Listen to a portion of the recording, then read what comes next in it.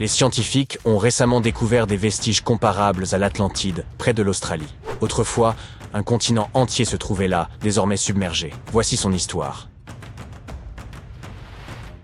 Il y a environ 70 000 ans, pendant la dernière période glaciaire, une vaste masse terrestre appelée Sahul existait dans le sud-ouest de l'océan Pacifique. Cet ancien supercontinent connectait ce que nous connaissons aujourd'hui sous les noms d'Australie, de Nouvelle-Guinée, de Tasmanie et des îles Aru, formant une immense étendue de terre continue.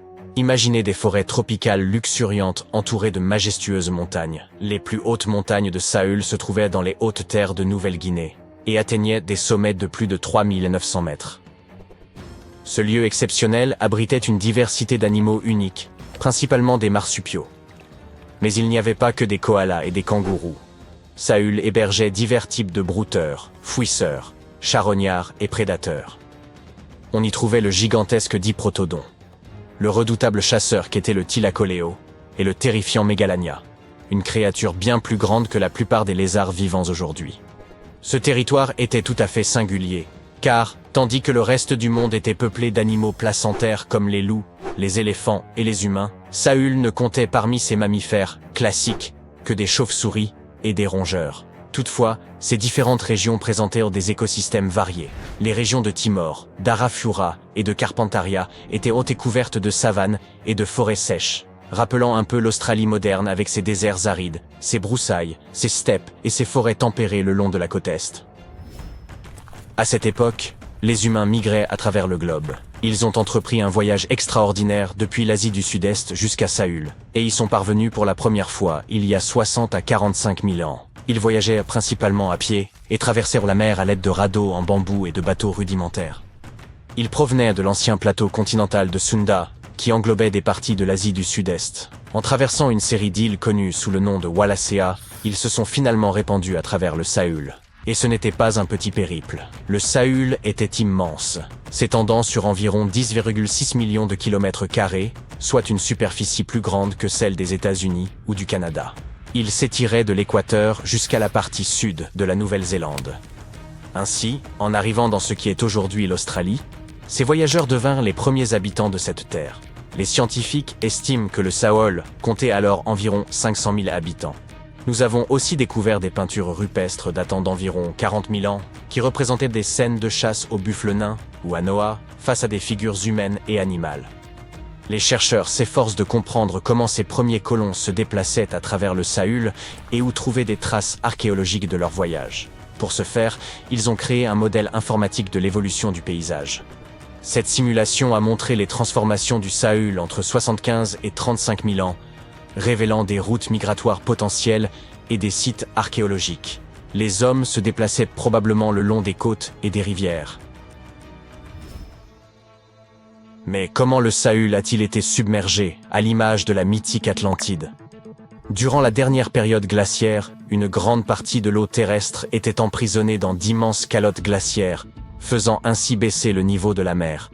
Par la suite, avec l'augmentation des températures mondiales, ces calottes ont fondu et le niveau de la mer a monté d'autant, submergeant les ponts terrestres qui reliaient les différentes parties du Sahul. Il y a environ 8000 ans, la Nouvelle-Guinée s'est séparée de l'Australie continentale. Puis, il y a environ 6000 ans, ce fut au tour de la Tasmanie. Mais grâce aux nouvelles technologies, nous pouvons encore explorer les parties submergées du Sahul. Les plongeurs explorent et collectent des échantillons directement depuis le fond de l'océan, et les drones sous-marins peuvent atteindre des zones trop profondes ou dangereuses pour les humains. Grâce à la cartographie par sonar, les scientifiques utilisent les ondes sonores pour dresser des cartes du fond marin, un peu comme utiliser un écho permettant de voir sous l'eau. Les ondes rebondissent sur le fond marin et reviennent à l'envoyeur, aidant ainsi à composer une image des environs. Dans les profondeurs sous-marines, les archéologues ont trouvé des outils en pierre et d'autres artefacts. Ils ont également découvert des fossiles d'animaux tels que le diprotodon et le thylacoleo. En étudiant le terrain submergé de Sahul, ils ont mis en évidence l'existence de rivières, de lacs et de côtes datant de la période glaciaire. Mais pour autant, Sahul n'est pas le seul continent submergé au monde. Ce n'est même pas le seul trésor caché de l'Asie du Sud-Est. Prenez le Sundaland, une région composée de Sumatra, Java, Bornéo et quelques autres îles. Cet endroit était gigantesque durant l'ère glaciaire, mais aujourd'hui, il est presque entièrement submergé. Presque, mais pas totalement. Les parties émergées grouillent encore de vie. Si vous aimez les oiseaux, visitez donc cet endroit. Il abrite près d'1/5 des espèces d'oiseaux du monde. On peut y apercevoir des oiseaux colorés comme l'aigle de Java et les tourneaux de Bali au sein des forêts luxuriantes. C'est aussi le foyer d'un quart des espèces de poissons de la Terre. Les eaux du Sundaland sont un havre pour la vie marine, même pour les plus exotiques, comme les arowanas asiatiques. C'est aussi une véritable mine d'or en matière de fleurs. C'est là que l'on peut trouver la Rafflesia et le titan Arum, les plus grandes fleurs au monde. Cela la rend très similaire au continent de Zélandia. Il s'agit d'une longue et étroite bande de terre, mesurant la moitié de la taille de l'Australie et qui s'est détachée de l'Antarctique il y a environ 100 millions d'années. Tout comme le Sundaland, elle n'est pas entièrement submergée. 7% de sa surface reste au-dessus du niveau de la mer. Ce fragment émergé est ce que nous appelons aujourd'hui la Nouvelle-Zélande, ainsi que l'île Stewart et quelques petites îles. Ces morceaux de Zélandia sont tempérés et luxuriants. Ils regorgent de volcans, de chaînes de montagnes, de magnifiques geysers naturels et de sources chaudes. Les Maoris utilisent ces dernières pour cuisiner. Ils placent du maïs, des œufs et des légumes dans des paniers et les plongent directement dans les sources thermales. Parfois, ils cuisinent également dans un four creusé et rempli de pierres chauffées. Un autre monde perdu est connu sous le nom d'Argoland. Cette mystérieuse masse terrestre faisait autrefois partie de l'Australie, à l'époque des dinosaures, et elle a intrigué les scientifiques pendant des décennies. On soupçonnait son existence car il a laissé une immense étendue sur les fonds marins, la plaine abyssale d'Argo. Il y a environ 155 millions d'années, l'Argolan s'est détaché de l'Australie et a dérivé vers le nord. Puis, lorsqu'il a atteint l'Asie du Sud-Est, il a tout simplement disparu. Les scientifiques n'avaient aucune idée de l'endroit où il avait pu passer. Mais récemment, ils ont finalement retrouvé sa trace. Il se trouve que les parties inférieures du malheureux Argoland ont commencé à sombrer dans la fosse de la sonde, un abîme océanique terriblement profond. La croûte terrestre a coulé dans le manteau, et pendant ce temps, les parties supérieures d'Argolan ont été poussées vers le haut, intégrant des roches plus jeunes à la surface. À cause de cela, Argolan s'est disloqué en plusieurs fragments plus petits. Ces derniers ont formé des parties de Bornéo, Java, Célèbes et d'autres régions. Le reste est profondément enfoui sous l'Indonésie et la Birmanie. Imaginez une masse terrestre colossale de la taille du Groenland, le Grand Adria. Son voyage a débuté il y a environ 240 millions d'années lorsqu'il s'est détaché du supercontinent de Gondwana. Il a commencé à dériver vers le nord et après 100 millions d'années passées dans des mers chaudes, il a soudainement percuté l'Europe avant de se fragmenter. La plupart de ces morceaux ont été entraînés profondément dans le manteau terrestre, mais certains ont été arrachés et sont devenus partie intégrante de chaînes montagneuses comme celle des Alpes. Aujourd'hui, les vestiges du Grand Adria sont dispersés dans plus de 30 pays, de l'Espagne jusqu'à l'Iran. C'est pourquoi ils sont si difficiles à localiser. Les Seychelles faisaient également partie de Gondwana. Et oui, ces îles idylliques reposent sur les vestiges de l'ancien continent. Nous en avons d'ailleurs appris beaucoup grâce à ces fascinants affleurements granitiques. C'est Alfred Wegener qui a suggéré la dérive des continents il y a près d'un siècle, mais personne ne le croyait à l'époque. Et ces affleurements l'ont aidé à prouver que les plaques tectoniques se déplaçaient réellement. Les Seychelles se sont séparées de l'Inde et de Madagascar, et sont finalement devenus un archipel solitaire dans l'océan Indien. Cela s'est probablement produit à cause de l'activité volcanique intense des trappes du Deccan. Aujourd'hui, les îles abritent des espèces uniques, tant sur Terre que dans les récifs coralliens environnants. Le microcontinent de Mauritia s'est détaché de l'Inde après l'extinction des dinosaures. Au cours de son voyage, il s'est étiré pour prendre une forme de ruban, avant de se fragmenter. Aujourd'hui, ces fragments sont éparpillés sous l'océan Indien. Les scientifiques ont découvert cette terre perdue en étudiant de minuscules cristaux anciens appelés zircons. Ces zircons sont pareils à des capsules temporelles. Ils remontent à une période antédiluvienne, pouvant aller de 660 millions à 2 milliards d'années, bien plus anciens que l'île Maurice elle-même. Ces cristaux anciens ont suggéré l'existence d'une autre Atlantide quelque part à proximité. Il semble qu'il y ait des continents engloutis un peu partout dans le monde. Et peut-être en découvrirons-nous encore beaucoup d'autres à l'avenir. Tu as probablement entendu parler de la mystérieuse civilisation perdue de l'Atlantide. C'était une société utopique et technologiquement avancée où les gens vivaient heureux. Mais quelque chose s'est passé et l'Atlantide a disparu de la surface de la Terre. Beaucoup pensent que cette cité se trouve au fond de l'océan Atlantique. Mais se pourrait-il que nous l'ayons cherchée au mauvais endroit pendant tout ce temps?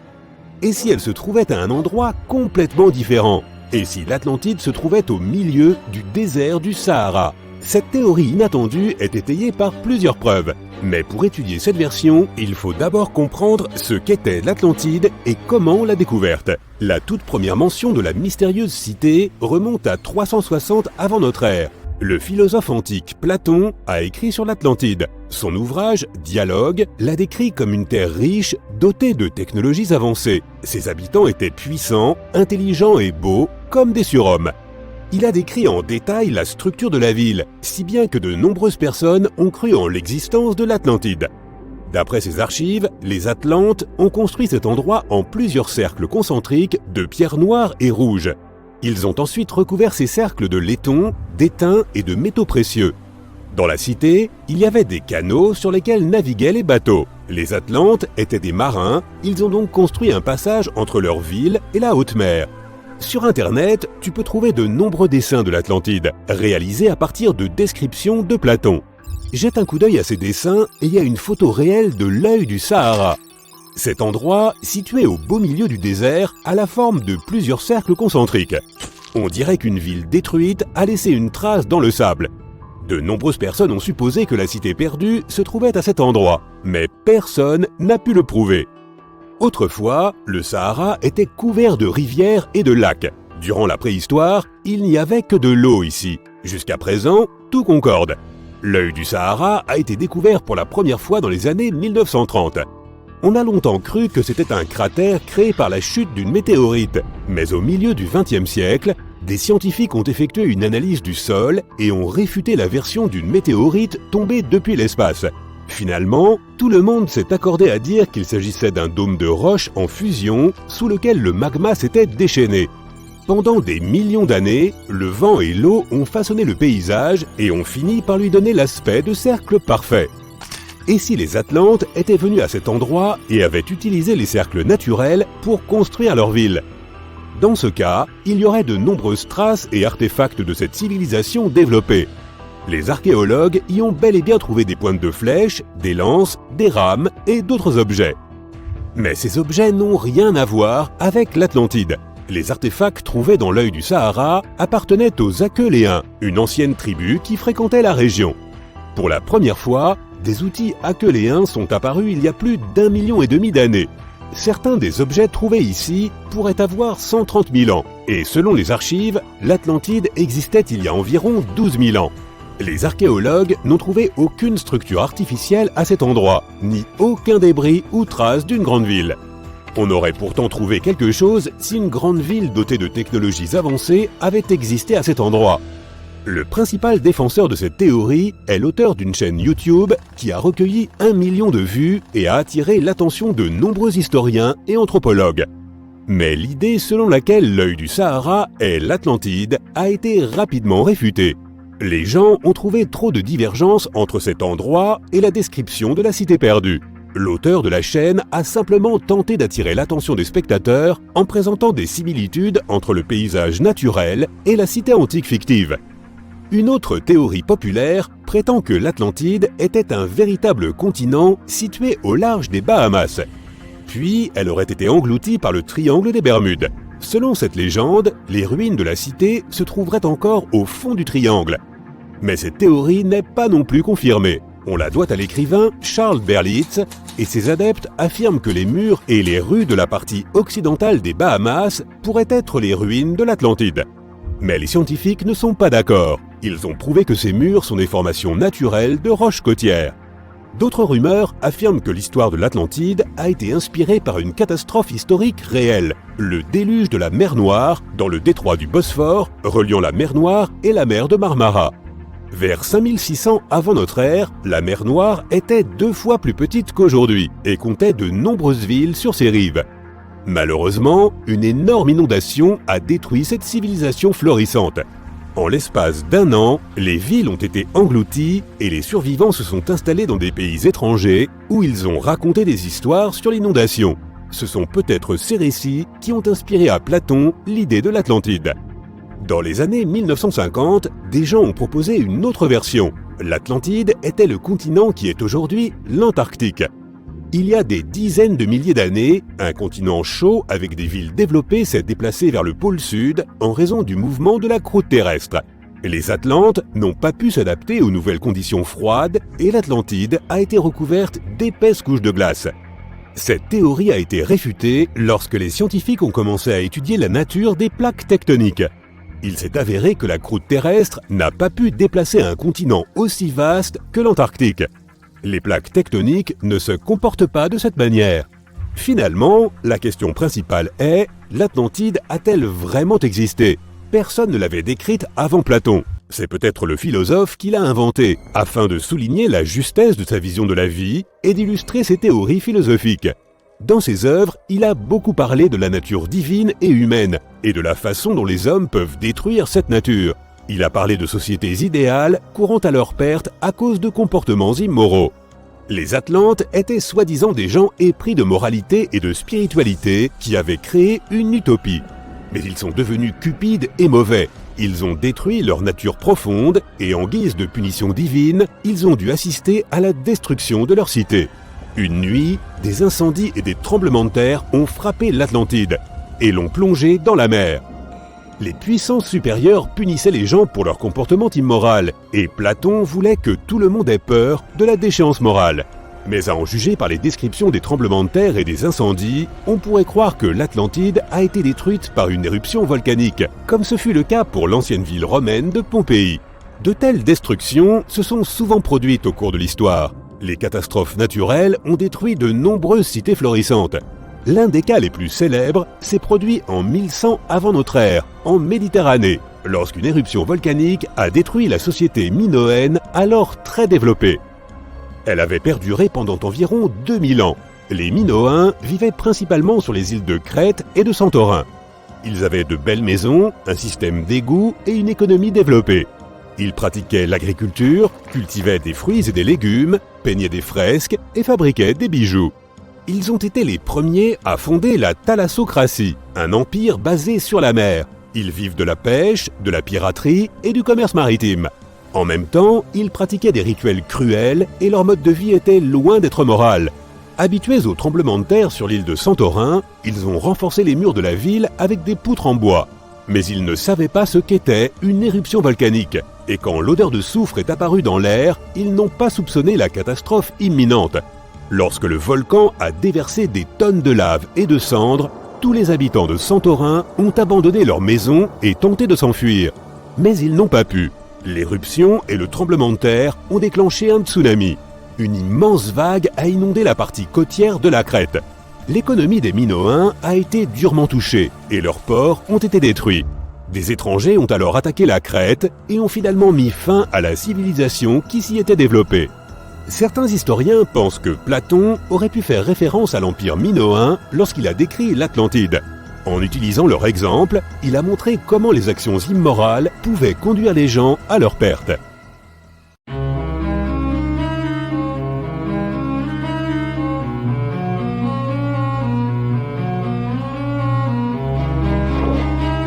Une petite question. Penses-tu que l'Atlantide pourrait avoir existé? Elle demeure l'un des plus grands mystères de l'histoire. Sa légende a commencé avec Platon, il y a très longtemps en Grèce ancienne. Le récit d'une civilisation qui aurait vu le jour et aurait prospéré avant la nôtre. L'Atlantide était, selon le mythe, une société très avancée sur le plan technologique, un peu comme celle des Mayas. Mais, ainsi que le raconte la légende, c'est à cause de la cupidité de ses habitants qu'elle aurait été détruite, ces villes disparaissant, submergées par un immense déluge. Diverses théories ont été avancées au sujet de l'emplacement géographique de cette île mythique. Certains disent qu'elle se trouvait dans la Méditerranée, d'autres qu'elle est située sous le triangle des Bermudes. Mais comme la science nous le suggère, l'Atlantide n'est sans doute qu'une allégorie de l'humanité. Aujourd'hui, tu vas découvrir plusieurs villes sous-marines étonnantes dont tu n'as jamais entendu parler. Elles ont bel et bien existé et ne sont pas de simples légendes. Nous allons tout d'abord faire une excursion dans la cité engloutie de Baïa, sur la côte italienne. Connue comme une sorte de Las Vegas de l'Empire romain, Baia était un lieu de villégiature. L'élite romaine se rendait pour se divertir dans cette sorte de spa en plein air qu'était Baia. Tu peux visiter la ville submergée accompagnée de professionnels de plongée sous-marine et observer de très près cette magnifique sculpture romaine parfaitement conservée, une véritable merveille subaquatique. Tu peux aussi apercevoir des temples et des bâtiments effondrés à bord d'un bateau à fond vitré. Voici un musée tout recouvert de mousse, le nymphée de l'empereur Claude. À ta gauche, tu apercevras une collection de statues grecques classiques. En descendant la Via Herculeana, tu arriveras à la Villa Pro Tiro. Les villas sont des maisons de style italien, et ici tu pourras admirer leur sol en marbre d'origine. Leurs motifs noirs et blancs aux formes étonnantes. Ensuite tu arriveras à Portus Julius, avec ses murs effondrés visibles au fond de la mer. Tu verras des colonnes et des sols en calcaire bien conservés. Tu pourras aussi contempler les ruines et les thermes de Lacus. Leurs mosaïques multicolores sont vraiment exceptionnelles. Si tu t'approches suffisamment, tu pourras voir des fragments de pierre orange, bleu et vert. À la Villa Pilla dei Pisoni, tu découvriras 25 piliers romains bien conservés. Les arches et les fresques non loin sont impressionnantes, tout comme l'ampleur de ce trésor abrité par les eaux. La ville était située sur un sol volcanique. Il y avait donc des sources d'eau chaude à volonté. Les gens s'y rendaient pour se détendre, mais pas n'importe qui. Parmi ceux qui fréquentaient cet endroit figurent certains des plus grands empereurs et personnalités de l'époque. Ceux dont on nous parle à l'école, Néron, Cicéron, César. Mais vers le 8e siècle, la ville luxuriante a été mise à sac, puis abandonnée. Lentement, le niveau de la mer est monté, et la cité a peu à peu été engloutie.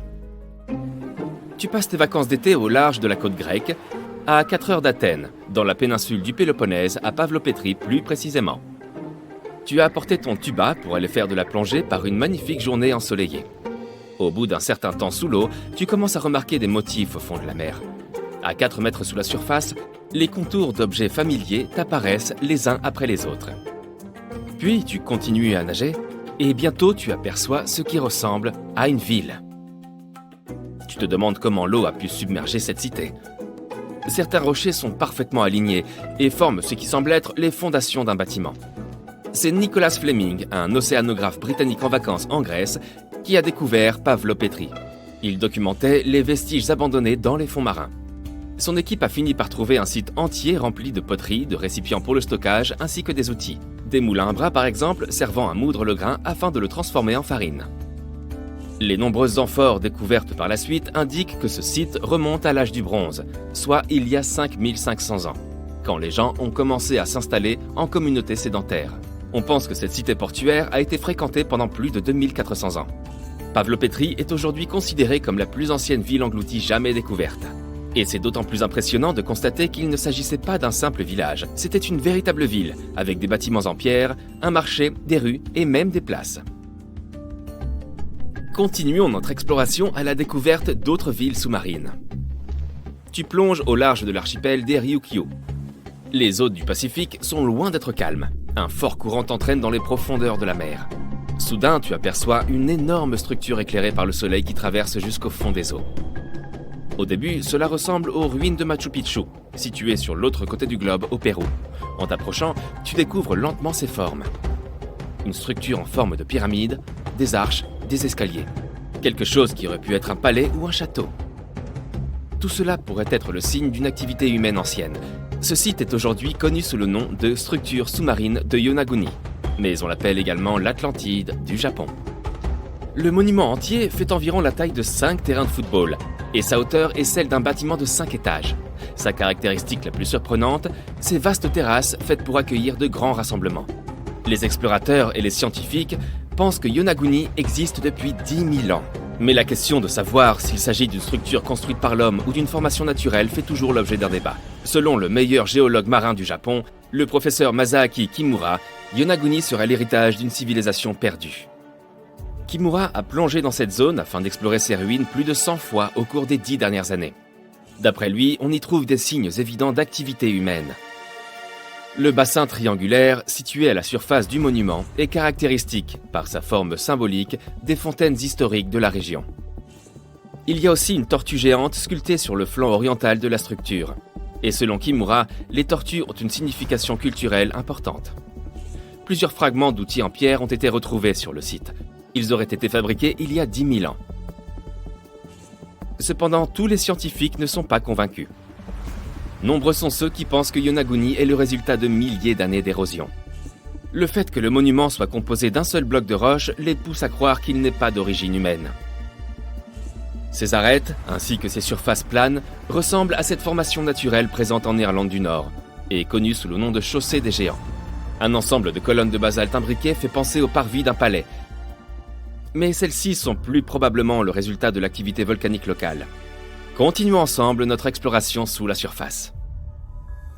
La prochaine étape de notre voyage est l'une des villes sous-marines les plus célèbres au monde, et aujourd'hui transformée en parc archéologique.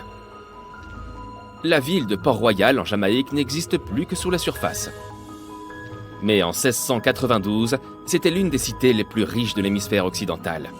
Port-Royal était alors un centre important de l'Empire britannique.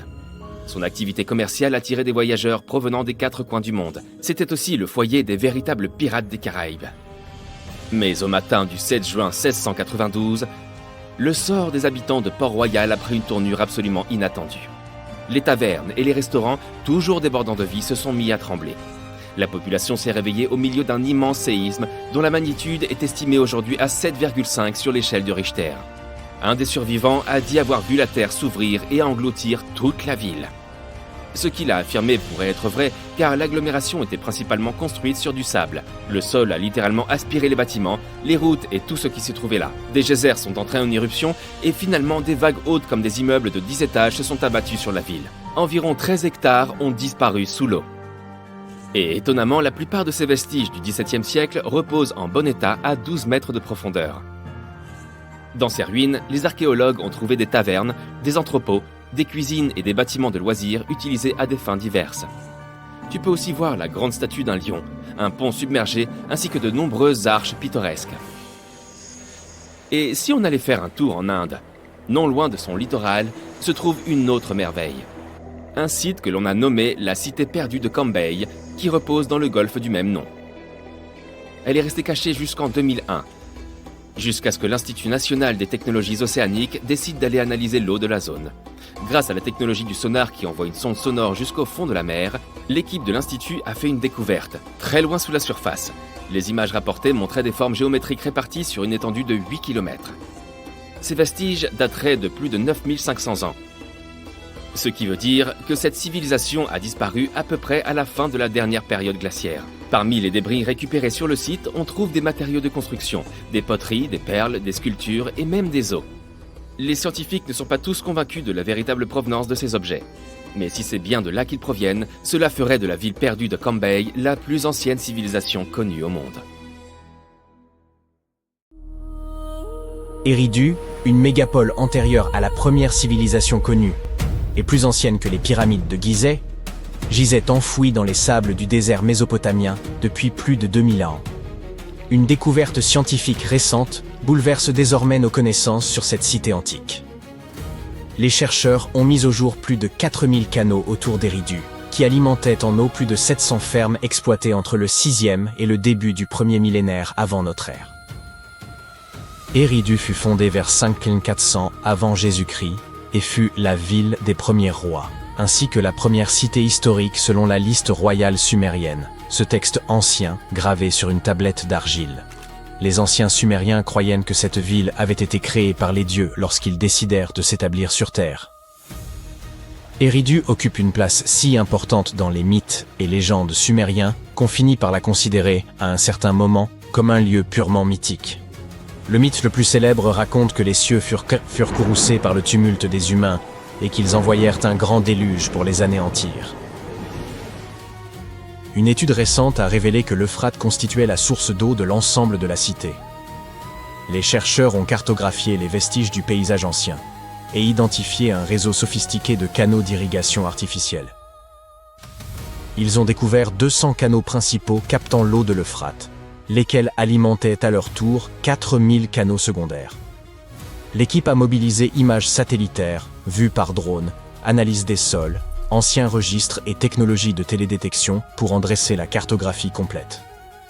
Les 700 fermes bénéficiaires présentaient des superficies variées, allant de 460 à plus de 18 000 m². Les canaux principaux mesuraient de près de 1000 mètres de long, certains s'étendant sur plus de 8 km, tandis que les plus petits pouvaient n'atteindre que 10 mètres.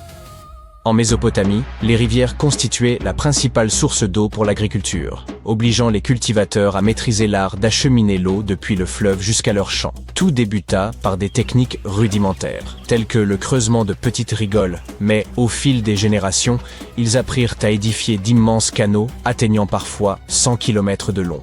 L'Euphrate lui-même facilitait leur tâche. L'eau descendait naturellement le long de ces berges surélevées, et les brèches naturelles la laissaient s'épancher sur les terres voisines. Les chercheurs ignorent à quelle époque chaque canal fut utilisé, et il paraît improbable que les 4200 canaux aient fonctionné simultanément durant cette vaste période. Eridu fut jadis un centre religieux et commercial d'une grande importance, grâce à sa position stratégique sur le golfe Persique. Son économie reposait essentiellement sur la pêche, rendue possible par les eaux de l'Euphrate. Les chercheurs y ont découvert des filets et des poids de pêche, ainsi que des ballots entiers de poissons séchés. On y a également trouvé des modèles de bateaux en roseau, première preuve matérielle connue de navires construits par l'homme. La cité prospéra jusqu'à son abandon, vers 600 avant notre ère, pour une raison que les scientifiques ne parviennent toujours pas à expliquer. Les habitants, tout comme les pèlerins et marchands de passage, avaient épuisé les ressources locales et durent laisser la terre se régénérer à plusieurs reprises avant de partir définitivement. Cela coïncida avec le moment où l'Euphrate changea de cours, privant la ville de sa source vitale d'eau. Bien des siècles plus tard, en 1854, un fonctionnaire britannique nommé John George Taylor fut envoyé en mission dans la région afin d'examiner un site isolé, Tel Abu Shahrain, constitué d'un ensemble de monticules appelés tels, vestiges d'anciens peuplements humains. D'abord, Taylor demeura peu impressionné. Il espérait tomber sur des trouvailles majeures, telles que des statues, des inscriptions ou les ruines de temples et de palais. Faute de temps, il ne découvrit que des murs, des drains, des plateformes de pierre et des fragments de colonnes en calcaire ornés de minuscules cônes en mosaïque. Il ignorait alors que ces monticules apparemment sans intérêt abritaient l'une des plus anciennes cités terrestres, Eridu. L'intérêt du British Museum fut immédiat, mais les premières fouilles de grande ampleur ne débutèrent qu'en 1946. Les autorités irakiennes s'y impliquèrent activement, espérant éclairer les origines les plus anciennes de l'histoire mésopotamienne. Les archéologues se concentrèrent alors sur le monticule 1, un vaste tel atteignant la hauteur d'un immeuble de 8 étages. Ils mirent rapidement au jour une portion d'une pyramide à degrés inachevés, une ziggourate datant de la fin du 3e millénaire avant notre ère. En approfondissant les fouilles, ils révélèrent des strates de vie humaine remontant de plus en plus loin dans le passé. Certaines couches appartenaient à la période d'Uruk, d'autres à une époque encore antérieure aux Sumériens, appelée protohistoire. Dans ces niveaux inférieurs, ils découvrirent plusieurs reconstructions successives du temple d'Anki, la divinité tutélaire de la cité. Ce sanctuaire fut rebâti maintes fois durant plus de 2 millénaires. Chaque effondrement donnait lieu à une nouvelle construction, plus vaste et plus majestueuse que la précédente. À partir du milieu du 4e millénaire avant notre ère, les temples d'Eridu prirent une ampleur monumentale, dépassant en sophistication toutes les réalisations humaines antérieures. Parallèlement, la société se complexifia, marquée par l'apparition de classes sociales distinctes. Finalement, les habitants cessèrent de reconstruire le temple et érigèrent, vers 2100 avant notre ère, une pyramide à degrés sur les ruines. Bien qu'Eridu eût décliné, elle conserva sans doute un rôle majeur en tant que site sacré. Les fouilles ont révélé de la poterie datant des 2e et 1er siècles avant Jésus-Christ, sans trace d'habitations alentour. Les Sumériens furent, sans conteste, un peuple d'une ingéniosité remarquable. Vers 1500 avant notre ère, ils inventèrent la charrue semoir, un instrument permettant de labourer et d'ensemencer simultanément, tiré par des bêtes de somme telles que les bœufs. Cet outil était même accompagné d'instructions précises. L'almanach du fermier sumérien prodiguait des conseils sur l'art d'accroître les récoltes grâce à un labour et une irrigation bien maîtrisée.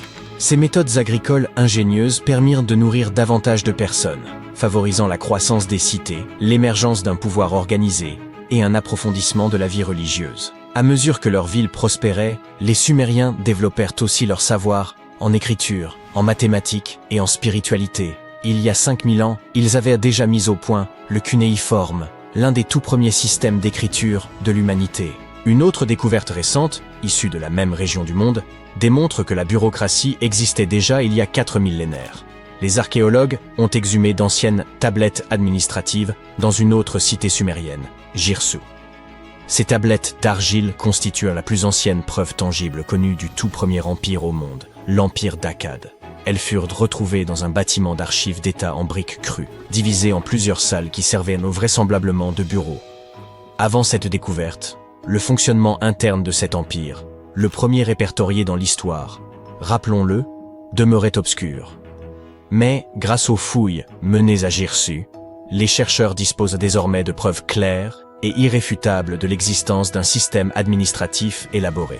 Ces documents consignaient tout, livraison, dépenses et inventaire, des poissons et moutons jusqu'aux grains, tissus et pierres précieuses. Ils comportent également des registres de population mentionnant les noms, âges et métiers des hommes, des femmes et des enfants. Une forme primitive de recensement. Ces données ont révélé que les femmes occupaient une place essentielle dans la société akkadienne. Certaines femmes occupèrent des positions d'influence, telles que celles de grandes prêtresses. Les tablettes révèlent aussi une large variété de métiers.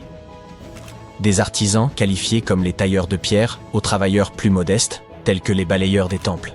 Certaines contiennent même des plans de bâtiments, des schémas de champs et des cartes de canaux, preuve que l'Empire disposait d'une organisation et d'une planification très structurée. La cité finit toutefois par se révolter et conquérir son indépendance, mettant fin à 150 ans de domination akkadienne. Aujourd'hui, les chercheurs nettoient et traduisent ces tablettes pour en saisir tout le sens. Ces nouvelles découvertes remplacent les théories anciennes et offrent une vision plus exacte du pouvoir et du système administratif de l'Empire d'Akkad. Depuis que Platon a créé l'allégorie de l'Atlantide, l'humanité est fascinée par la possibilité de découvrir un jour une civilisation sous-marine florissante. Tu veux te joindre à nous pour visiter quelques sites sous-marins historiques? Voyons ce que nous pouvons comprendre de ces civilisations anciennes. Le premier sur notre liste est ce qu'on appelle le Stonehenge sous-marin. Les chercheurs ont récemment découvert un mystérieux amas de cairns qui s'étendent sur des kilomètres sous les eaux miroitantes du lac de Constance, aux frontières de la Suisse, de l'Allemagne et de l'Autriche. Les archéologues ont commencé à fouiller ce site en 2015 et ne sont pas encore parvenus à cerner sa fonction précise.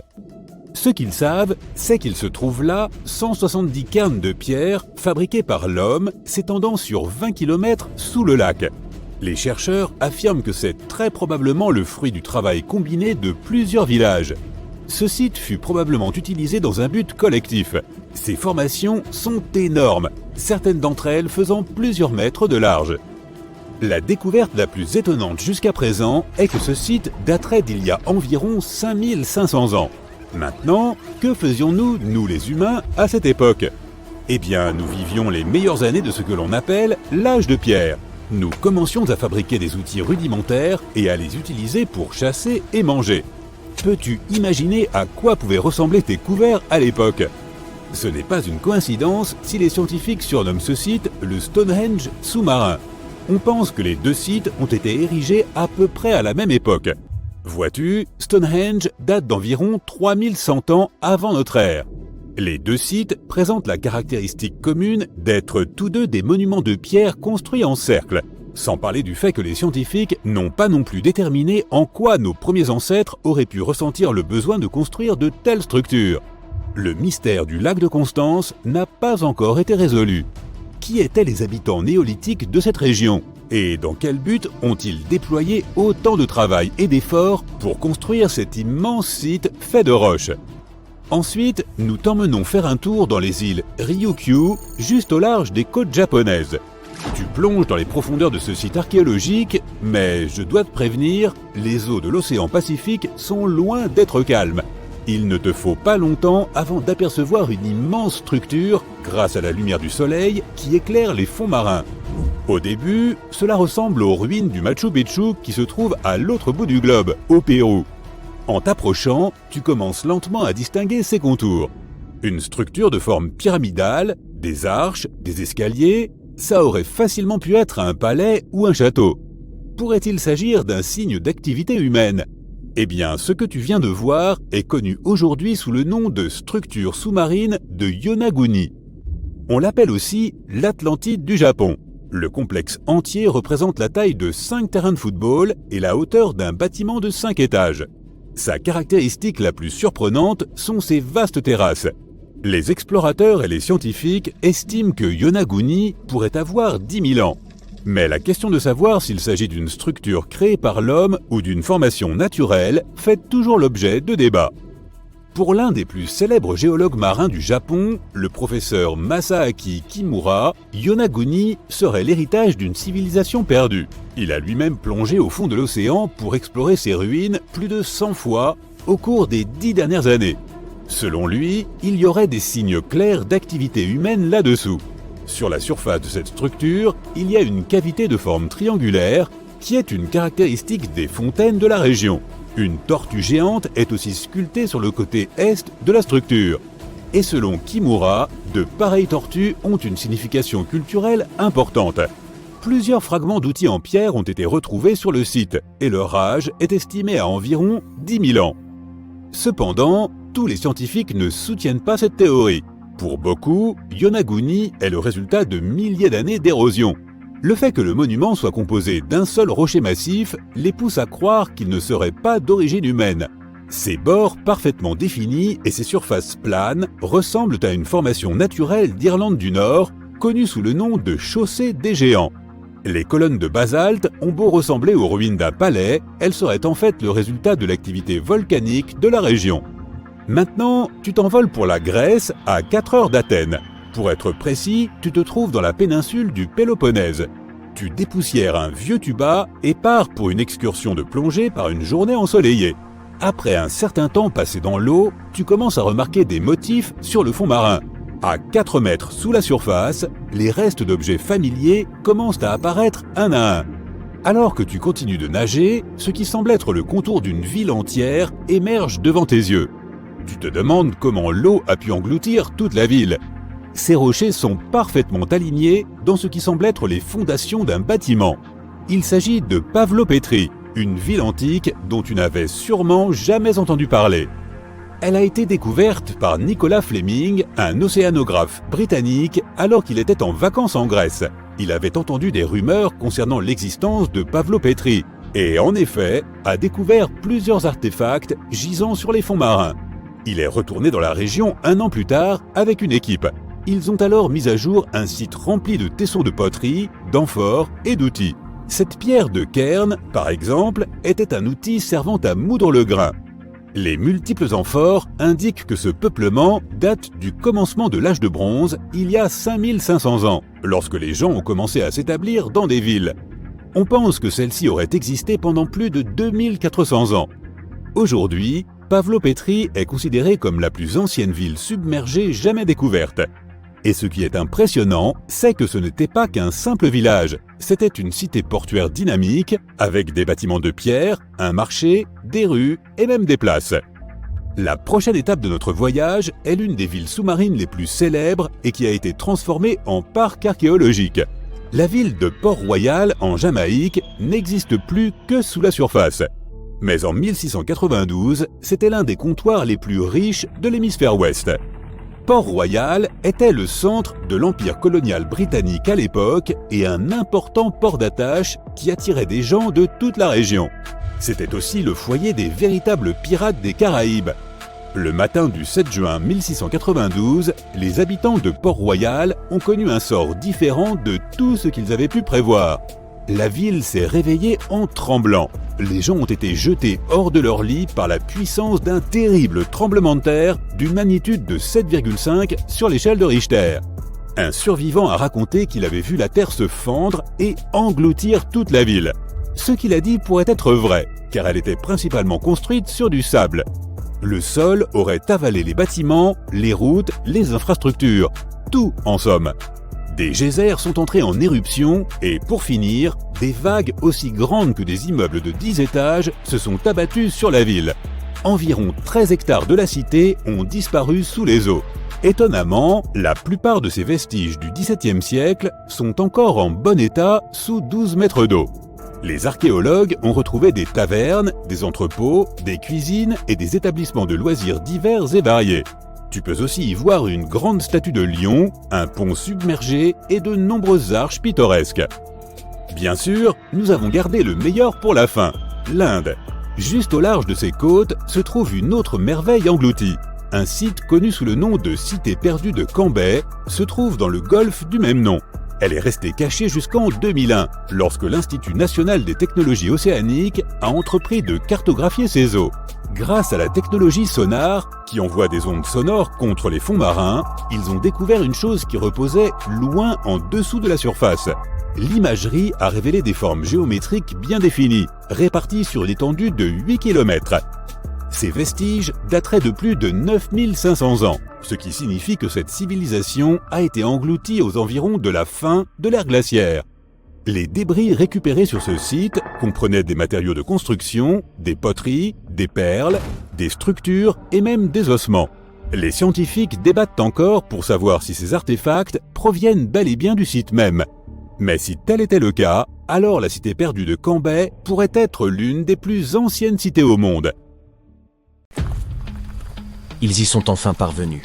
Après 3 siècles de quête, des archéologues ont identifié l'emplacement de la mystérieuse terre du jaguar blanc. Une cité maya tapie au cœur des jungles mexicaines.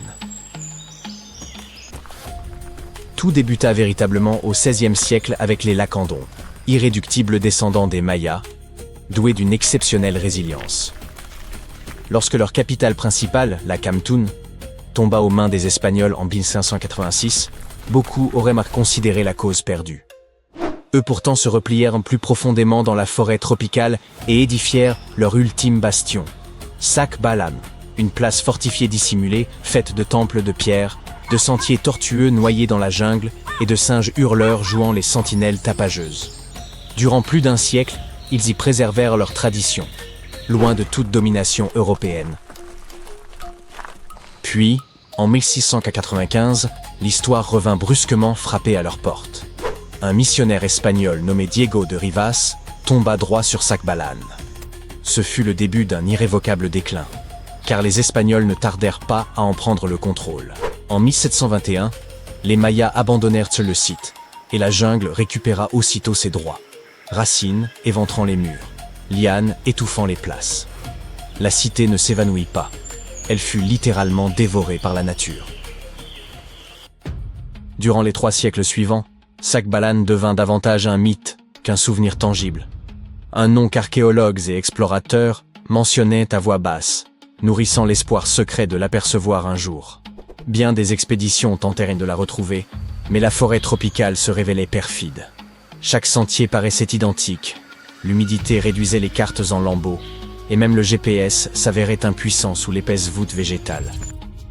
C'était comme chercher une aiguille dans une botte de foin, sauf que la botte était vivante, hérissée d'épines, et peuplée de jaguars prêts à faire de vous leur repas. Comment alors les scientifiques ont-ils percé l'énigme? Grâce à un unique élément, une lettre du XVIIe siècle. Dans ce document, Diego de Rivas décrivait en détail les routes, rivières et sentiers menant à Sac Balan. Il retraçait le périple de soldats marchant 4 jours jusqu'au rio La Cantun, puis naviguant 2 jours vers l'église El Encuentro de Cristo, où ils abandonnèrent leur canoë avant de poursuivre à pied vers le lac Petén Itzá, au Guatemala. Ces indications étaient déjà très précieuses, mais les chercheurs voulurent déterminer l'emplacement précis en recourant au système d'information géographique, SIG. Ils intégrèrent les différentes couches de végétation et la charge portée par chaque homme, afin de délimiter la zone où Sac Balan devait probablement se trouver. Le calcul fut concluant. Guidés par ces résultats, les archéologues se frayèrent un chemin dans la jungle et découvrirent des temples de pierre surgissant du sol tels des dents brisées, ainsi que des outils, des céramiques et même une église espagnole nichée au cœur des vestiges. Cette découverte ne se résume pas à de simples ruines spectaculaires, elle réécrit l'histoire. On pensait que les Lacandons s'étaient dispersés après la chute de la Camtoun. Mais Sac Balan démontre qu'ils se sont réorganisés, qu'ils ont résisté et préservé leur culture durant plus d'1 siècle. C'est comme retrouver le dernier chapitre d'un récit que l'on croyait inachevé. L'ironie est frappante. Le missionnaire espagnol qui dévoila Sac Balan contribua à sa perte. Et pourtant sa lettre permit, bien plus tard, de lui rendre mémoire. Aujourd'hui, les ruines reposent au sein d'une réserve de biosphère, protégée par la même jungle qui les cachait autrefois. On ne peut s'y aventurer à la légère. La nature y est âpre et foisonnante. La cité respire à nouveau, mais selon ses propres lois. Des scientifiques ont récemment mis au jour une autre cité perdue, enfouie sous les jungles denses du Mexique depuis 6 siècles. Cette ville, nommée Guyengola, est immense. Environ 360 hectares, plus de 1100 bâtiments, 4 kilomètres de murs défensifs, un réseau de routes et un plan urbain remarquablement structuré. En raison de son isolement profond, il aurait été impossible de mesurer son étendue sans des années d'exploration. Mais c'est là que la technologie moderne intervint. Grâce au lidar, un outil de balayage laser, les chercheurs survolèrent le site et obtinrent, en seulement 2 heures, une carte 3D complète de l'ancienne cité. Guyengola fut construite entre 1350 et 1121, à l'époque précolombienne, et grouillait autrefois de vie.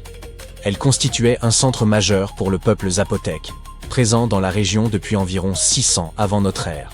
Les familles y résidaient dans des maisons organisées autour de vastes patios centraux, entourés de pièces qu'elles étendaient à chaque naissance, prolongeant ainsi leurs habitations.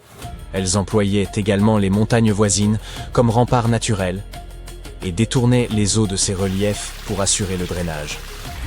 De nombreux édifices subsistent encore, un fait remarquable au regard des siècles écoulés. À la fin du XVe siècle, les Zapotèques étaient une puissance incontestée le long de la côte pacifique, repoussant même les ambitions expansionnistes des Aztèques. À Guyengola, ils résistèrent à un siège implacable de 7 mois. Toutefois, l'abri offert par les montagnes restait incomplet. L'eau douce et les terres cultivables faisèrent défaut. À moins de 20 km, la ville plus petite de Tehuantepec offrait ses ressources nécessaires, et les Zapotèques s'y installèrent peu avant l'arrivée des Espagnols en 1521. Les découvertes actuelles ne constituent que la partie émergée de l'iceberg. Le scan LIDAR révéla plus d'1 millier de bâtiments, et les archéologues envisagent plusieurs années de recherche. Plutôt que de tout exhumer et risquer des dommages, ils continueront à étudier la cité grâce à des technologies de balayage avancées. À présent, rendons-nous en Égypte, où des archéologues ont mis au jour une ville perdue entière, nommée Imet, nichée dans le delta oriental du Nil. Elle était enfouie sous des couches de boue, d'eau et de siècles d'histoire, dissimulée dans un marécage en perpétuelle mutation. Les scientifiques l'aperçurent d'abord d'en haut, sous forme de petits amas de fondations en briques de terre, à peine perceptibles sur les images satellites. Les formes, fragiles et fantomatiques, étaient toutefois trop ordonnées pour être naturelles. Ils suivirent ces motifs sur le terrain, commencèrent à creuser, et la cité reprit progressivement vie. Les archéologues ont mis au jour des maisons-tours, à plusieurs étages, véritables mini-gratte-ciel de l'Antiquité. Dotées de niveaux multiples et de fondations robustes, elles pouvaient supporter des charges importantes. Ce type d'habitation verticale est extrêmement rare en Égypte, surtout hors du delta du Nil, et démontre que les habitants d'Imet ne se limitaient pas à l'étalement au sol, mais construisaient également vers le ciel. La ville apparaissait ainsi densément peuplée, soigneusement planifiée et bien plus urbaine qu'on ne l'imaginait pour l'époque. Mais il ne s'agissait pas seulement de résidences sophistiquées. Un complexe de transformation des céréales a été découvert, avec zones pavées de travail, enclos pour animaux et espaces méthodiquement organisés pour la production alimentaire. La cité possédait donc une véritable économie. Non loin de là, une voie cérémonielle menait au temple d'Ouadjé, sa divinité tutélaire. Plus tard, d'autres constructions furent édifiées sur cette route, témoignant du déclin progressif du culte. Les vestiges ont également révélé des reliques remarquables. Une petite figurine funéraire en faïence verte, une stèle représentant Harpocrate, incarnation grecque d'Horus, le dieu du silence, des secrets et du soleil naissant, perché sur des crocodiles et tenant des serpents. Et même un sistre en bronze, instrument de musique ancien orné des doubles têtes d'Hathor. Des découvertes tout à fait impressionnantes. Il apparaît qu'Imet fut occupé dès le IVe siècle avant notre ère, de la période tardive jusqu'à l'époque romaine. Sa position le long de routes commerciales en faisait un centre attractif pour marchands et pèlerins se rendant au temple d'Ouadjeh. La ville ne se contentait donc pas de subsister. Elle prospérait, se connectait, commerçait et s'adaptait aux évolutions de son temps. Bien plus qu'une ruine poussiéreuse, Imé nous ouvre une fenêtre sur la vie quotidienne, la religion et l'organisation urbaine du delta, domaine jusqu'ici moins connu que les grandes pyramides et autres tombeaux. Voici Ouloumalé, également connue sous le nom de Cité de l'Espoir. Ce surnom est tout à fait logique puisque cette île artificielle fait partie du grand plan des Maldives pour éviter d'être complètement submergée dans un avenir proche. Ouloumalé a été créé par un dépôt de sable provenant du fond marin sur une plateforme corallienne immergée. Et ça a marché. Cette ville se trouve à environ 1,8 mètres au-dessus du niveau de la mer, soit 2 fois plus haut que la capitale des Maldives, Malé. De plus en plus de gens s'y installent pour vivre, mais l'île a également été conçue pour servir de site d'évacuation temporaire en cas de tempête et de typhon dangereux. Les Seychelles sont un autre joyau de l'océan Indien qui risque de disparaître. Malheureusement, les inondations côtières y sont de plus en plus fréquentes, surtout lors des marées de printemps et pendant les fortes pluies.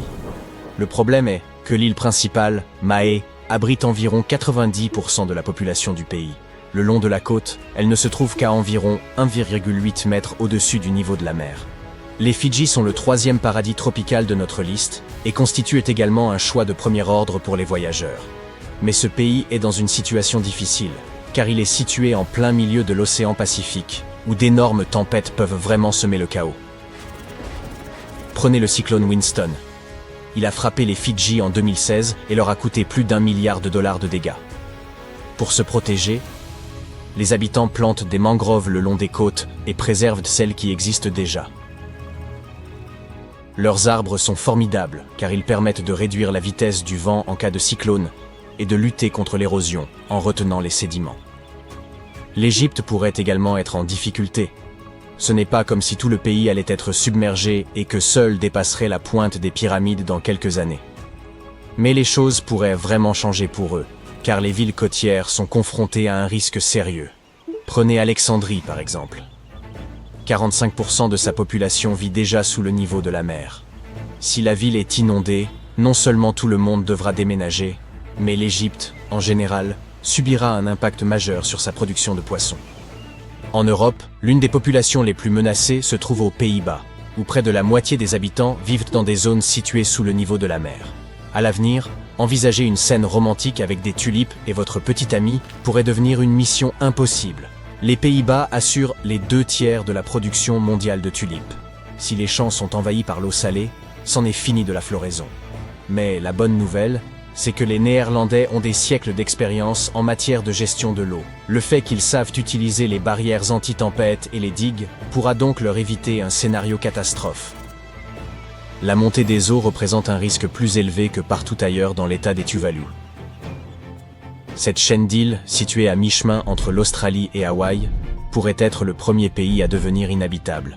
Ces terres étonnantes ne se trouvent qu'à environ 2,7 mètres au-dessus du niveau de la mer. Il suffit de la regarder sur la carte pour se rendre compte de son étroitesse. En fait, la partie la plus étroite, Afongafal, ne fait que 19 mètres de large.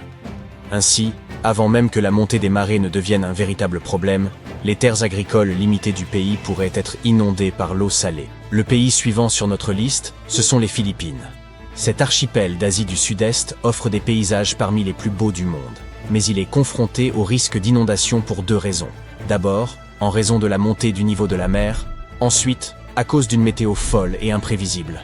Depuis 1990, des événements tels que des cyclones, des tremblements de terre et des tsunamis ont coûté au pays plus de 20 milliards de dollars. Avez-vous déjà entendu parler du Vanuatu? Cette chaîne d'îles située entre l'Australie et les Fidji pourrait bientôt être submergée. Le Vanuatu a été l'une des premières nations du Pacifique à déplacer une communauté entière vers un lieu plus sûr. En 2005, les habitants des zones côtières à risque de l'île septentrionale de Tegua ont déménagé sur des terres plus élevées. Nous avons ensuite les îles Marshall, un pays situé dans le Pacifique central. Des études montrent que 40% des bâtiments de la capitale, Majuro, pourraient finir sous l'eau. Mais ce pays n'a pas l'intention de jeter l'éponge tout de suite.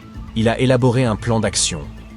Ses habitants ont renforcé les infrastructures de leur aéroport de faible altitude, déplacé des bâtiments clés sur des terrains plus élevés et érigé des digues sur les îles rurales.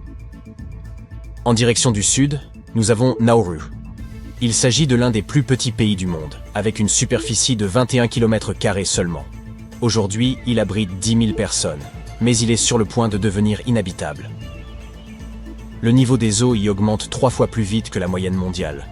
Le lagon de Buada suscite une inquiétude particulière, car il s'agit de la seule ressource d'eau douce en surface, et il est situé à seulement 5 mètres au-dessus du niveau de la mer. Notre prochaine étape dans l'océan Pacifique est la République des Palau.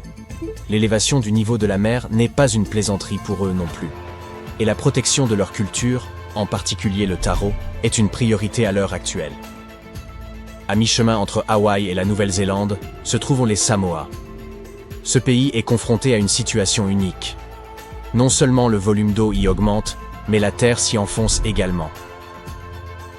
En effet, 2 forts tremblements de terre et des tsunamis ont frappé les Samoa en 2009. Ainsi, tandis que la croûte terrestre revient à sa position d'origine, la surface totale des terres diminue. De ce fait, les habitations et les principales infrastructures pourraient être sérieusement touchées, d'autant plus que tous les aéroports sont situés le long de la côte. Passons maintenant au Kiribati. Ce pays du Pacifique est confronté à de fréquents problèmes d'inondation, car la plupart de ses habitants et de ses infrastructures se trouvent près de la côte. À l'exception de l'île volcanique de Banaba, aucune des terres des Kiribati ne se trouve à plus de 2 mètres au-dessus de l'océan. Pour remédier à cette situation et assurer la sécurité de la population, les autorités ont eu l'idée de construire une gigantesque plateforme flottante, un peu comme celle des compagnies pétrolières. Mais le problème est que cela leur coûterait une fortune, le projet étant estimé à environ 2 milliards de dollars. Si visiter le Vietnam fait partie de vos rêves de voyage, dépêchez-vous. Parmi les choses les plus intéressantes à faire dans ce pays, on trouve principalement des croisières vers des sites époustouflants, comme la baie de Halong, qui signifie « descente du dragon ». Mais d'ici 25 ans, les terres environnantes risquent d'être submergées. Un autre problème majeur auquel le Vietnam est confronté est la salinisation des principales rizières. Et si vous aimez la cuisine vietnamienne, vous savez à quel point le riz est important pour eux.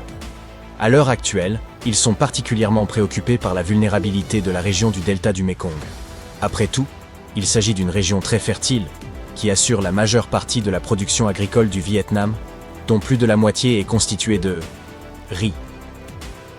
Ce pays fait vraiment des efforts pour s'adapter à cette nouvelle réalité.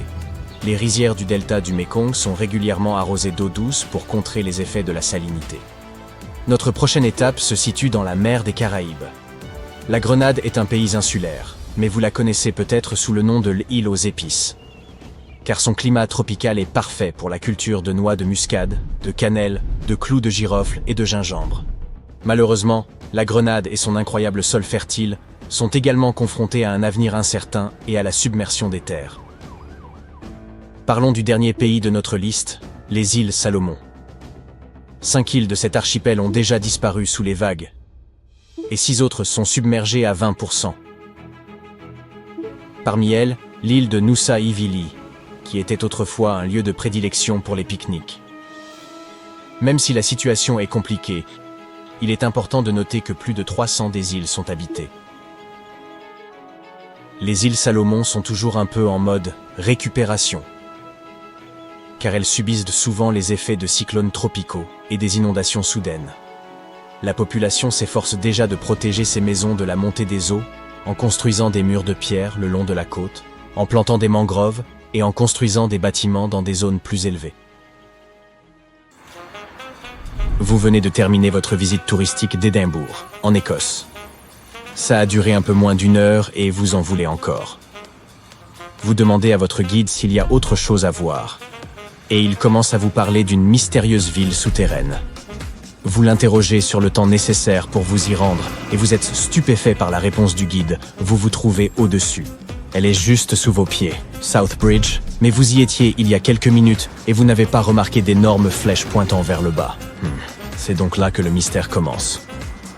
Notre histoire débute au milieu du XVIIIe siècle. La capitale écossaise n'était pas aussi grande qu'elle l'est aujourd'hui, avec ses 5000 000 habitants. Seules 6000 personnes vivaient aux abords du château d'Édimbourg. Toutes étaient entassées à l'intérieur d'une enceinte médiévale. Et on dit que nos villes actuelles sont surpeuplées. Imaginez les conditions de vie à l'époque. Les murs étaient hauts, et il y avait donc peu de lumière naturelle. Certaines maisons avaient jusqu'à 14 étages. Des vaches se promenaient dans les ruelles étroites et sinueuses, et elles y laissaient leur déjection. La situation était telle que Daniel Defoe, le célèbre écrivain anglais, a noté: je crois qu'aucune ville au monde n'a autant d'habitants pour aussi peu d'espace. Oui, nous parlons de l'auteur de Robinson Crusoe.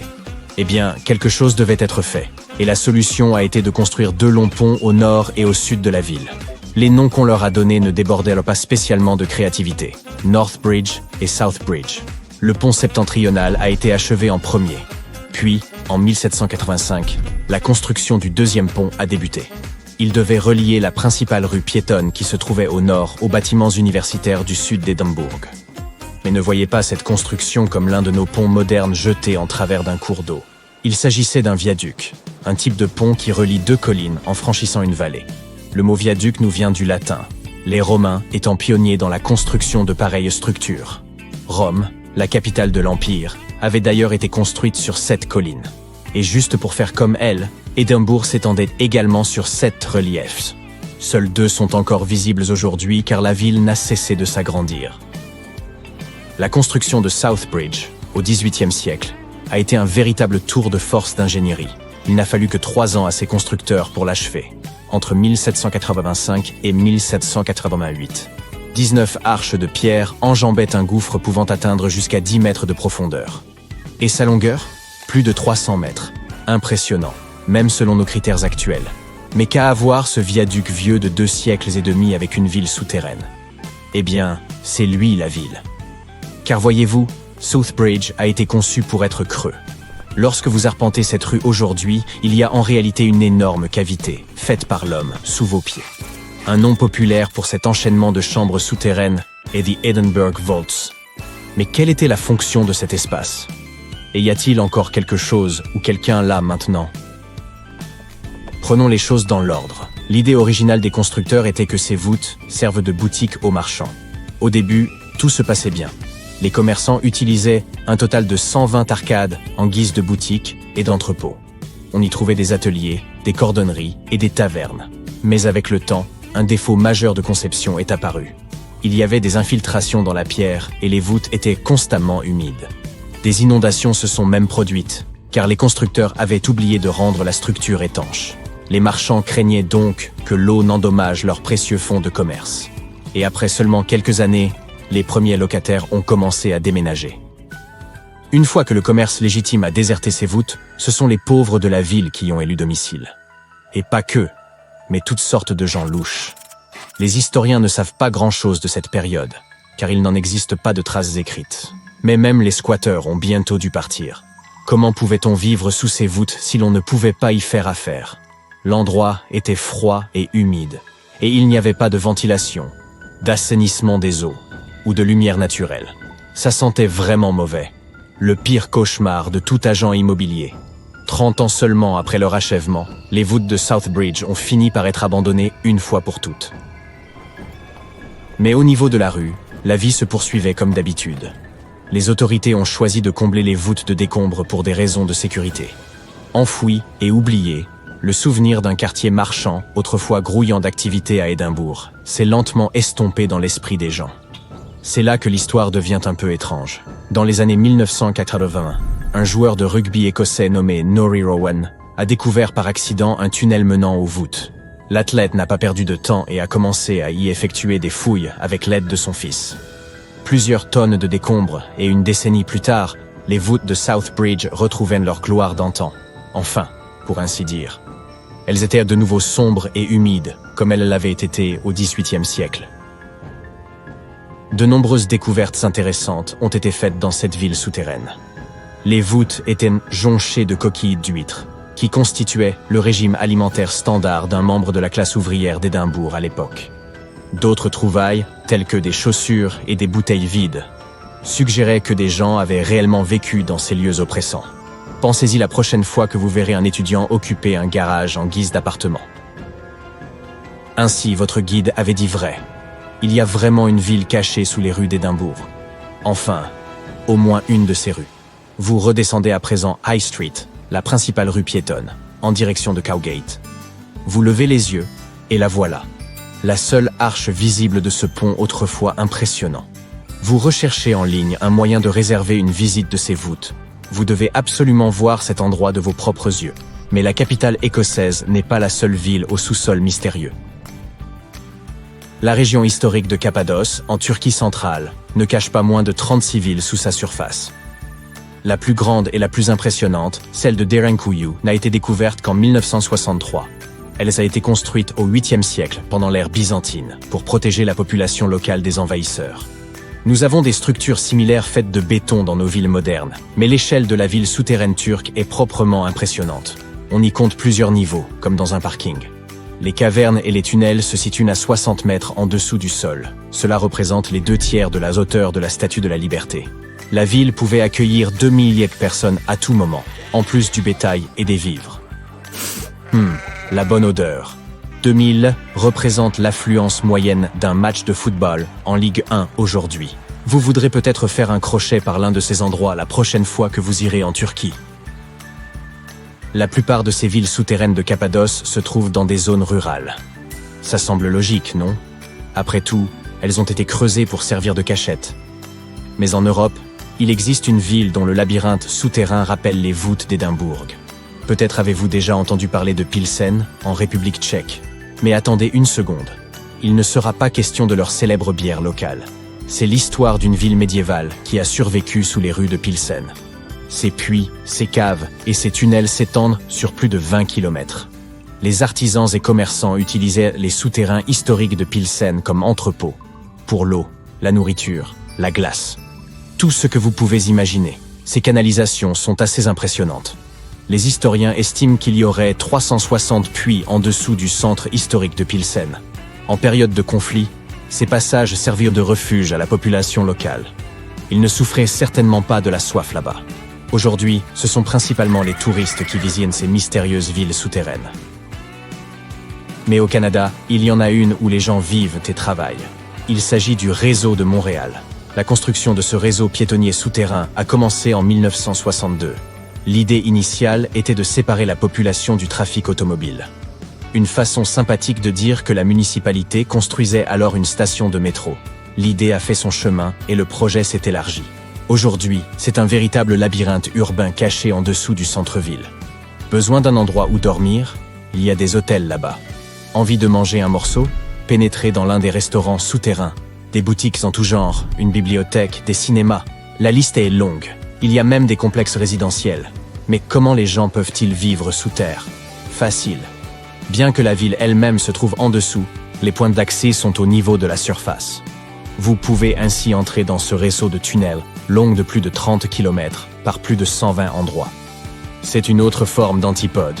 Oups, désolé, l'Australie. Il y a des kilomètres de zones non découvertes sous la croûte terrestre dont nous ne pouvons même pas nous approcher. Les scientifiques ont découvert ce qui semble être des montagnes souterraines enfouies dans le manteau. Notre planète est divisée en 3 couches, la croûte, le manteau et le noyau.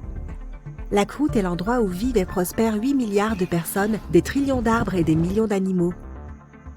Il existe également différents types de croûtes dans la Terre et dans l'océan. La croûte océanique contient des roches uniques et est plus dense que la croûte terrestre. Nous voyons tous comment, dans les manuels scolaires, la Terre est divisée et codée par couleur pour montrer la croûte, le manteau et le noyau. Mais il existe aussi des couches spéciales entre les deux, dont beaucoup de personnes ne parlent pas. Le manteau est divisé en une partie supérieure et une partie inférieure, ce qui constitue la zone de transition. Comme le manteau agit en tant que centre de recyclage géologique, la tectonique des plaques ne se déplace pas seulement d'un côté à l'autre, mais aussi de haut en bas. C'est d'ailleurs pour cela que tous les volcans sont apparus. Le magma jaillit à la surface ou même sous l'eau, puis redescend et recommence. Les zones de transition descendent à 400 km, puis à 660 km. Et dans cette couche inférieure, les scientifiques continuent de découvrir des paysages cachés. Les montagnes du manteau sont plus accidentées et beaucoup plus grandes que celles de la croûte. les scientifiques ont découvert une chaîne de montagnes dont les sommets sont plus hauts que le mont Everest. Certains d'entre eux sont aussi hauts que 965 km. Lorsque les continents étaient encore reliés entre eux, il y avait peut-être des terres cachées, aujourd'hui immergées. Des théories suggèrent que l'Islande faisait partie d'un micro-continent plus vaste, l'Icelandia, qui reliait l'Islande actuelle au Groenland et à la Scandinavie. L'idée se développe jusqu'à la Grande Icelandia, qui inclut la Grande-Bretagne. Mais après la séparation, ces grandes terres ont coulé avec tout ce qu'elles contenaient. Il existe aussi des théories selon lesquelles la Nouvelle-Zélande ferait partie de Zélandia, un micro-continent caché dans la même région. Il se pourrait donc que ces montagnes fassent partie de l'ancienne Terre et qu'elles soient ensevelies depuis des milliards d'années d'événements naturels. Mais tout de même, ce n'est pas très probable. Selon une théorie, ces chaînes de montagnes souterraines pourraient être les restes de plaques de roches qui sont descendues de la surface vers la zone de transition lors du déplacement des plaques tectoniques. En s'enfonçant, les gros morceaux se sont décomposés en plus petits. Et en s'accumulant au fil des millions d'années, ils ont formé ce qui ressemble à des montagnes souterraines. Le manteau étant la zone de recyclage géologique, il est probable que les roches qui se trouvent en bas faisaient autrefois partie de la surface. Il ne s'agissait pas de grands morceaux de terre qui se seraient retrouvés cachés comme les chiens cachent des os dans le jardin. Mais il faut beaucoup plus de temps pour cacher des montagnes. Certaines parties du manteau semblent être lisses, alors que d'autres le sont moins. Les parties qui présentent un amas de roches pourraient contenir des éléments cachés dans les montagnes souterraines. Les parties plus lisses n'ont pas une grande activité sismique ou volcanique, alors que les parties rugueuses en ont une. La meilleure façon d'étudier ces paysages souterrains est d'attendre qu'un tremblement de terre ou une éruption volcanique se produise. Les sismologues peuvent observer l'intérieur de la Terre à l'aide de scanners spéciaux, tout comme les médecins utilisent les ultrasons pour examiner un patient. Un tremblement de terre suffisamment puissant peut envoyer des ondes de choc à l'intérieur de la Terre, même à travers le noyau, et les faire remonter à la surface. Selon l'endroit où elles se produisent, les sismologues peuvent observer et étudier l'intensité des ondes lorsqu'elles vont et viennent. Sur des roches lisses, les ondes peuvent se déplacer en ligne droite, mais dès qu'elles atteignent une zone rugueuse, les vagues ont tendance à se disperser. La température et la composition des matériaux peuvent accélérer ou ralentir le mouvement des ondes, mais ces informations ne sont pas très précises et ne contribuent pas beaucoup aux données réelles des montagnes souterraines. En analysant les ondes diffusées sur les navires et en utilisant le champ magnétique de la Terre, les scientifiques peuvent donc découvrir tout ce qu'ils ont besoin de savoir. Mais ces études permettent seulement de comprendre l'intérieur dans son état actuel et non de savoir comment la Terre a évolué au cours des 4,5 milliards d'années passées. Cependant, les scientifiques sont certains que les matériaux du manteau proviennent toujours du début de la formation initiale de la Terre. La question pourquoi ne pas creuser un trou jusqu'au centre de la Terre et voir ce qui se passe là-dessous peut sembler logique. Le trou le plus profond que l'homme ait creusé jusqu'à présent est celui de Kola Super Deep Borehole dans l'Arctique russe, qui atteint plus de 12 km de profondeur. Les habitants de la région affirment qu'ils peuvent entendre des cris qui viennent d'en bas. Il a fallu presque 20 ans pour forer aussi loin qu'ils l'ont fait, mais ce n'est littéralement qu'un effleurement de la surface de ce qui se trouve en dessous. Ils ont creusé environ un tiers de la croûte, ce qui représente seulement 0,2% du centre de la Terre. Arriver jusque là-bas nous dépasse, tout comme essayer d'atteindre le soleil. Aucun humain ne peut supporter la pression qu'il y a là-dessous. Pour descendre dans la fosse des Mariannes, le point le plus profond de la Terre, il faut un équipement spécial pour résister à l'immense pression. Construire cette technologie capable de nous amener au centre de notre planète coûtera une fortune. La découverte de diamants enfouis dans les profondeurs du Brésil montre que tout ce que nous faisons à la surface de la croûte terrestre peut avoir des répercussions à des kilomètres de profondeur, même au niveau du manteau. Les scientifiques ont déterré 6 diamants qui pourraient contenir de minuscules grains minéraux. Comme on les appelle dans le monde des minéraux, ces inclusions ont une composition chimique dont l'origine se situe dans les profondeurs de la Terre. Les diamants typiques se forment à des profondeurs inférieures à 200 km dans le manteau supérieur, où la température est extrêmement élevée. La haute pression et la température extrême qui règnent en bas cristallisent le carbone et créent les diamants. Mais les humains ne peuvent pas creuser jusque-là. Ils les explosent en détectant l'endroit où s'est produite une éruption volcanique profonde qui a expulsé ces diamants vers la surface. Ces éruptions se sont produites il y a des millions d'années lorsque les dinosaures régnaient sur la Terre. Elles ont expulsé les diamants qui se trouvaient dans le manteau et qui sont maintenant intégrés dans le matériau volcanique refroidi. C'est là que les gens les trouvent. Mais ces diamants spéciaux, trouvés au Brésil, proviennent d'un point beaucoup plus profond que d'habitude, ce qui peut aider davantage les scientifiques à étudier les profondeurs de la Terre. Ils peuvent extraire ces inclusions et les analyser en laboratoire pour savoir d'où viennent exactement ces minéraux. En laboratoire, les scientifiques étudient les inclusions qui ne font chacune que 15 à 40 microns de large, soit moins d'un quart de la largeur d'un cheveu humain. Ils ont découvert qu'elles contenaient de nombreux types de minéraux que l'on trouve dans la roche volcanique en surface. La composition de carbone du magma de la surface est très différente de celle des profondeurs de la Terre. Ce qui est fou, c'est que ces diamants dotés d'inclusions spéciales ne peuvent être trouvés qu'à 700 km dans le manteau inférieur. Avec seulement quelques échantillons découverts, nous ne savons pas ce qui se cache sous nos pieds. Il est possible que ces chaînes de montagnes souterraines plus hautes que le mont Everest contiennent des traces de diamants tout autour, ce qui inciterait les exploitants à les déterrer et à en saturer le marché. Ces diamants ont moins de défauts que les diamants classiques et peuvent même exister en plusieurs tailles. Il est possible de voir des diamants aussi grands qu'une voiture ou aussi petits qu'un grain de riz. Il pourrait même y avoir de nouveaux diamants ayant une composition chimique différente de celle des diamants que nous trouvons près de la surface. Le plus gros diamant du monde est le Cullinan, qui peut tenir dans la paume de ta main. Il pèse environ 0,6 kg et compte 3100 carats. Il a été découvert en 1905 en Afrique du Sud. Pour que quoi que ce soit puisse exister sur Terre, il faut du carbone. Pour résumer, le cycle du carbone consiste à ce que les plantes et les algues libèrent du dioxyde de carbone dans l'atmosphère ou le dissolvent dans l'eau grâce à la photosynthèse. Il est converti en hydrate de carbone et stocké sous forme de graisse. Plus tard, le dioxyde de carbone est libéré dans l'atmosphère par la respiration, ce dont profitent les plantes, et le cycle continue.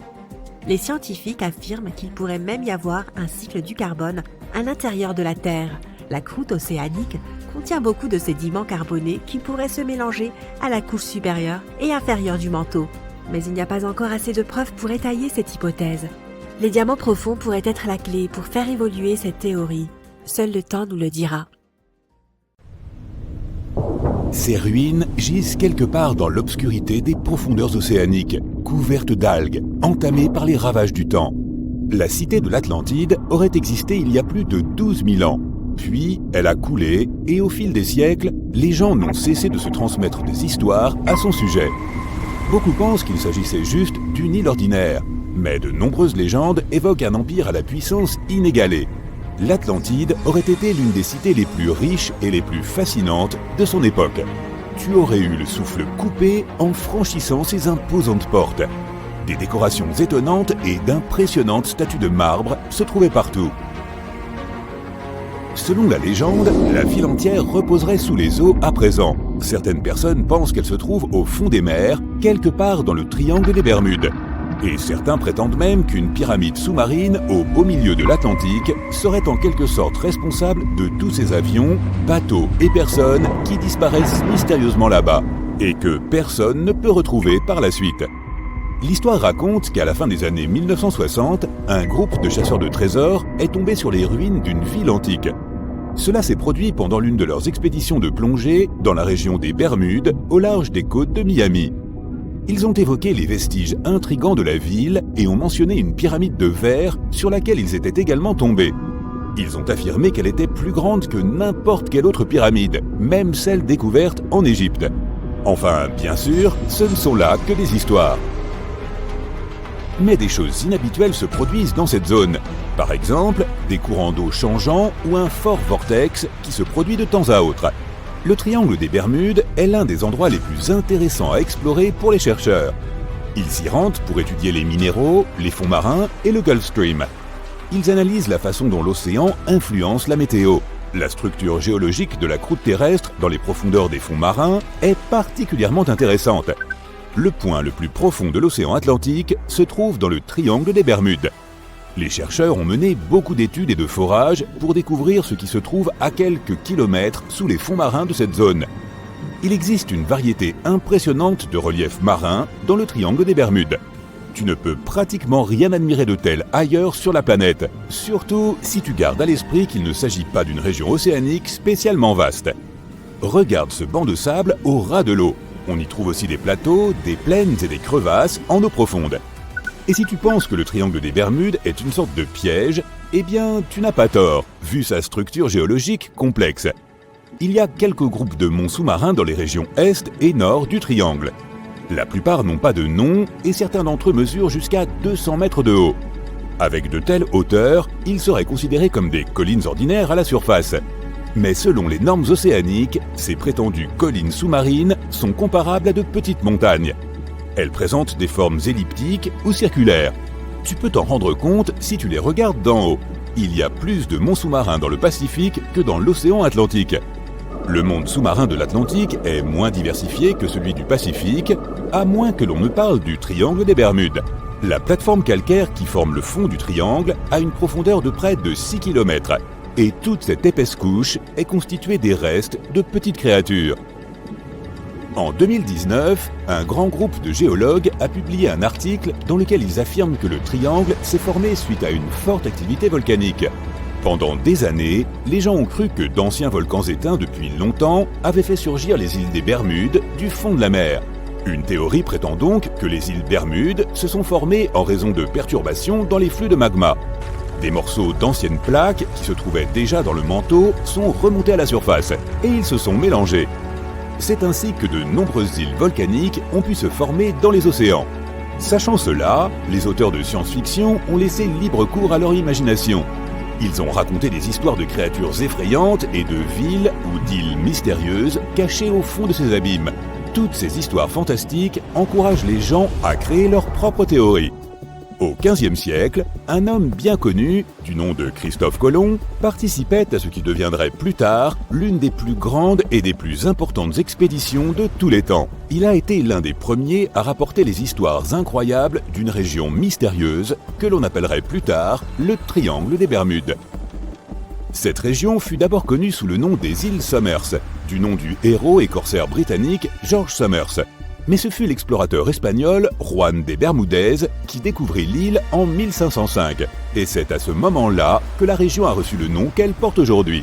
Christophe Colomb avait mentionné des observations assez étranges dans la région, à commencer par une lumière semblable à celle d'une lanterne, se déplaçant de haut en bas au loin.